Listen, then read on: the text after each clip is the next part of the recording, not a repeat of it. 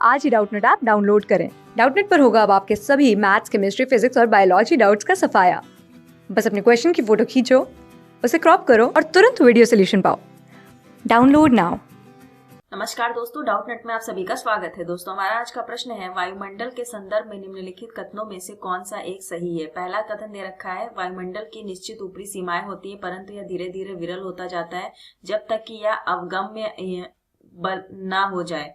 आपका बी दे रखा है, वायुमंडल की कोई निश्चित ऊपरी सीमाएं नहीं होती हैं परंतु यह धीरे धीरे विरल हो जाता है जब तक कि यह अवगमन्य ना हो जाए। तीसरा दे रखा है, वायुमंडल की निश्चित ऊपरी सीमाएं होती हैं परंतु यह धीरे धीरे घना होता जाता है जब तक कि यह अनवगम्य ना हो जाए। और चौथा आपको दे रखा है, वायुमंडल की कोई निश्चित ऊपरी सीमा नहीं होती परंतु यह धीरे धीरे घना होता जाता है जब तक कि यह अवगम्य ना हो जाए। तो दोस्तों, आइए जानते हैं कि यहाँ पर कौन सा विकल्प है हमारा जो बिल्कुल सही दे रखा है। उससे पहले थोड़ा सा हम जान लेते हैं कि वायुमंडल किसे कहते हैं। कई बार आपसे एग्जाम में इस प्रकार का प्रश्न पूछा गया है कि वायुमंडल की डेफिनेशन बताइए या वायुमंडल किसे कहते हैं। वायुमंडल किसे कहते हैं हमको ये बताना है। तो अगर हम वायुमंडल को समझना चाहें तो वायुमंडल की जो परिभाषा होती है वह होती है, पृथ्वी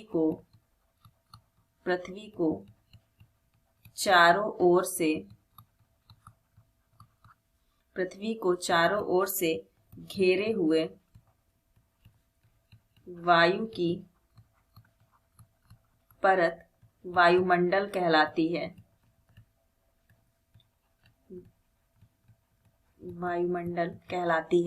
अब यहाँ पर आपसे पूछा जा रहा है कौन सा एक कथन सही है। तो यहाँ पर जो सही है वह दे रखा है, वायुमंडल की कोई निश्चित ऊपरी सीमाएं नहीं होती परंतु यह धीरे धीरे विरल होता जाता है जब तक कि यह अनवगम्य ना हो जाए। तो यहाँ पर आपका जो बी विकल्प दे रखा है बिल्कुल सही हो जाएगा। धन्यवाद दोस्तों।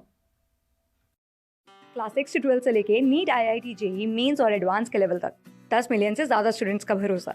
आज ही डाउनलोड करें डाउटनेट ऐप या व्हाट्सएप कीजिए अपने डाउट्स 8400 400 400 पर।